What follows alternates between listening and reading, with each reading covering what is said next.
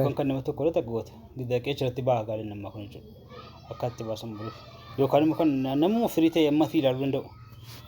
Maa inni nama biraas nama dinqisiisuu barbaaddu as garramuu barbaaddu. Achumaan ni uuse.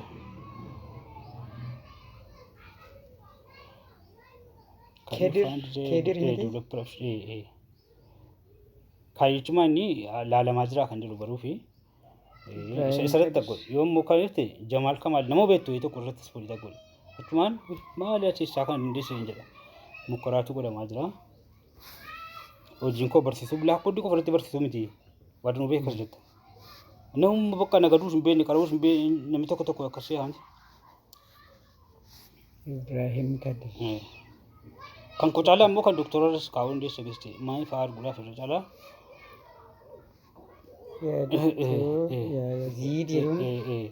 Innis laalee miira kana fudhate. Yazid man jedda hojjetaadhaani kan isaa. Miira kana fudhate. Lakkoofsa irratti soo galchite hin dandeessa.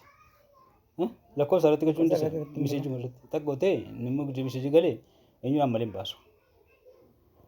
Man jedda hojjetaan kan galchaa goote. Bita jetti. Kalinkoo jiru yoo yaadate namni wal danda'u jedhaan gara 50 ta'a achirra kan jiru.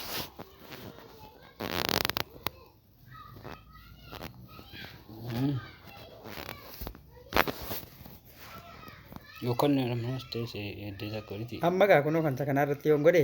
Iddoo kana jimma asirra galchina. Miseejii kana seendi godha. Dura peesti gootee gaatee gaditti hin qabne. Peesti gochuun qaba. Sigaan gadi askaan qabi. Askaan qabii ture. Amma peesti asitti mul'atu. Qabii bakka peesti godhe. Peesti.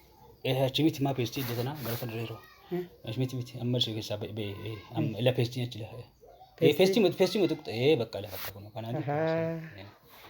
በጣም ጥሩ ነው አንተ በተኮ እዚህ ብረት አይ በርበርባት እይ ሊንክ እዚህ ጋር እዚህ ጋር በቃ እዚህ ጋር አይቴት ግን ባሴ ጋንጉዱ ፍደስት ጀፍ ደገሩ ሸሩቱ ቢሲን ካንፊረት ላሉ ነው ባየን ያው ማለት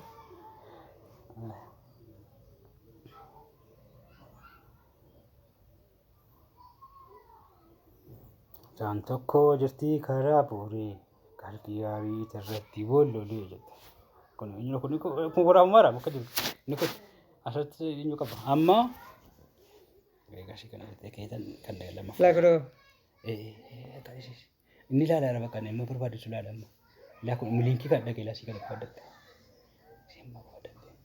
Balis fikir tidak luntur. Ini saya lihatin.